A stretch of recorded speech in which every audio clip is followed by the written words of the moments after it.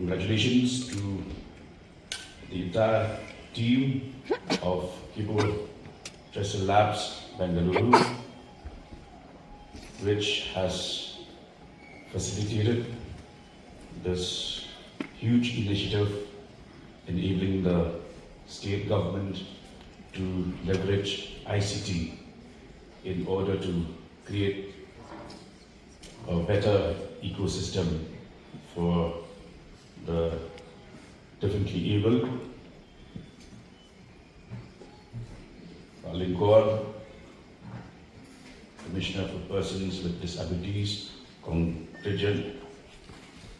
A lot of familiar faces here. I'll not take time to name each one of you, but it is with profuse and immense pleasure that I agreed to be here to share with you a few thoughts on this very important initiative and the sensitization program on assistive technology and digital accessibility for government employees.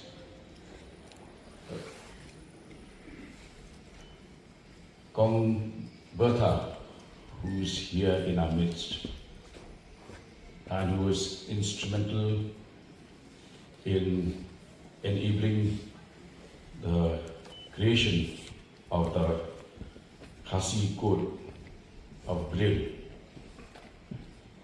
reminds each one of us that there are a lot of people with perfect eyesight but no vision, and that there are people with limited or no eyesight but with a grand vision. I think in that context, we should ask ourselves who are differently able, who are visually challenged. So it reminds each one of us, and I think it's very important, especially for government officers, employees at various levels, to remember that eyesight alone does not give you vision. Rather, it is just the other way around. You need vision with or without eyesight. I'd like to make a mention of two special names, people of eminence. Helen Keller, who was born without eyesight and was also deaf.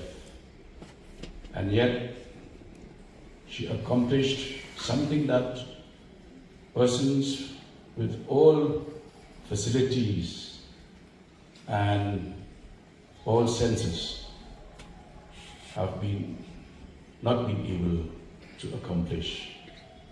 She wrote books, delivered lectures at various platforms, and made friends with presidents across nations. More importantly, she made sure that nobody would look down or treat people with disabilities as inferior or lesser in any manner. There is another name which I'd like to make a mention here, and that is Stevie Wonder.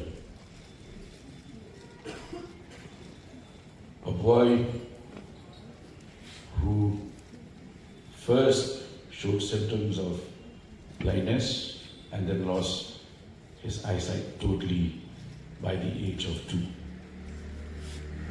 Yet he became a child prodigy, playing the piano at the age of 9 and winning his first Motown hit at the age of 30, and later went on to win 22 Grammy Awards.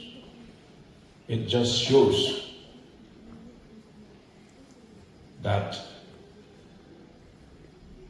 there is certainly no barrier that any human being is not capable of overcoming. Therefore, my brief message to each one of us, and especially to persons working in various government offices, having these disabilities, that your disability in no way takes away from you the potential that you can unleash as a human being. We are here at Usosotam Auditorium. Apart from the examples I have cited, I'd like to turn your attention to a poem which Sosotam wrote years ago on Usip Matla. Kadai Usip Matla Bakli, Kijan Bajak Napang, Napawar Te Kirki Mafi, Nantapi I Baino. I am poor, blind, sick, wearing torn outfits. I recite powers and you laugh, and then you reward me. It might sound as very simple lines of poetry, but what does it convey? First, it conveys that this particular person who is visually impaired, Usip, was a performer. He recites powers and then he is rewarded. It means he saw himself as a performer whose performance has to be rewarded. He didn't see himself as a beggar with no eyesight, who needed sympathy, who needed empathy, who needed financial support, who needed any form of support. That is the perspective which I think should inform our policy making, should inform the various initiatives which Mr. Tambe has just highlighted.